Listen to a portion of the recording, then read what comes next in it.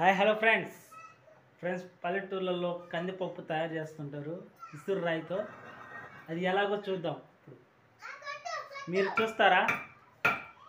Already ఒకసారి ఇసిరారు, అవి గుండ్లు గుండ్లుగా ఉన్నాయి, మళ్ళీ ఇసురుతున్నారు. చూద్దాం ఎలా ఇసురుతారు.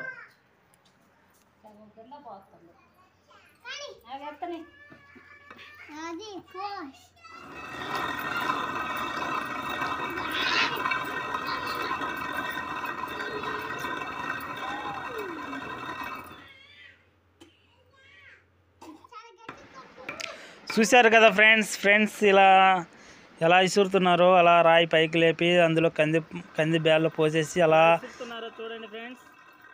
ఇసిరిన కందిపప్పు ఇలా తయారవుతుంది. దీన్ని మళ్ళీ చాట్లో చెలుగుతారు ఫ్రెండ్స్.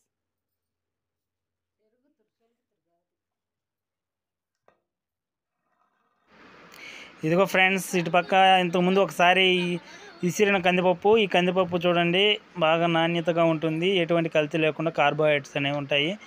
ఆల్రెడీ ఒకసారి ఇసిరారు, మళ్ళీ రెండోసారి ఇసిరితే ఈ గుండ్లు ఉన్న కందిపప్పు అనేది బ్యాడ్గా తయారవుతుంది. సో ఫ్రెండ్స్, సెకండ్ టైం ఇసరడం జరుగుతుంది.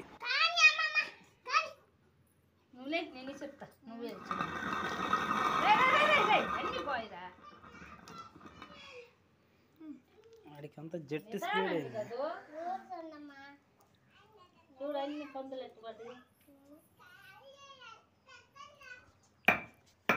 ఈ పక్క చల్లగాలి బాగా వస్తుంది ఫ్రెండ్స్. చల్లగాలికి అలా మంచం వేసుకున్నారు, ఎవరి పనుల్లో వాళ్ళు బిజీగా ఉన్నారు. మా నిత్తులు ఏం చేస్తుందంటే ఉయ్యాలు అవుతుంది తాత మీద.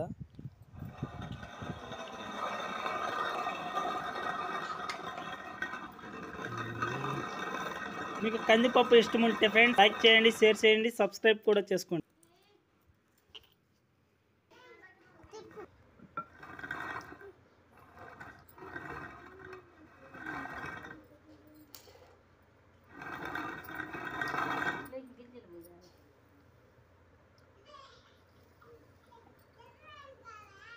అలా పోసి అలా తిప్పుతూ ఉంటారు ఫ్రెండ్స్.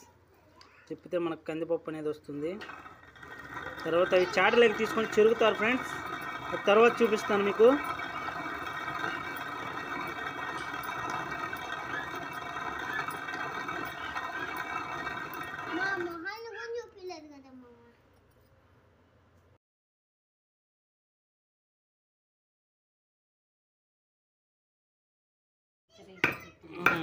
కష్టమంతా వాడితే అచ్చమైన స్వచ్ఛమైన కందిపప్పు.